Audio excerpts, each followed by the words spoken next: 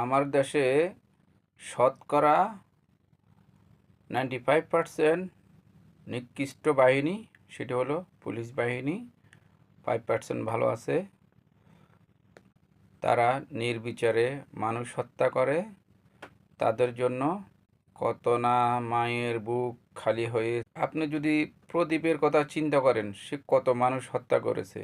তারা শুধু টাকা আর টাকা, তাদের কাছে টাকা ছাড়া আর কোনো কথা নাই। তাদের বুকের ভিতরে কোনো মায়া দয়া নাই, তারা হৃদয়হীন। তারা ফেরাউন এবং নমরুদ বাহিনী, বর্তমান ইসরায়েলি বাহিনী, তারা তো ইহুদি, তাদের ভিতরে কোনো মায়া দয়া নাই। ফিলিস্তিনিদের উপরে যেভাবে হামলা করে, বাংলাদেশ পুলিশও সাধারণ মানুষের বুকে গুলি করে, হামলা করে ছাত্র ছাত্রী বাচ্চাদের। তারা টাকার পাহাড় বানায়, বাংলাদেশ থেকে পালিয়ে যায় সাধারণ মানুষের টাকা।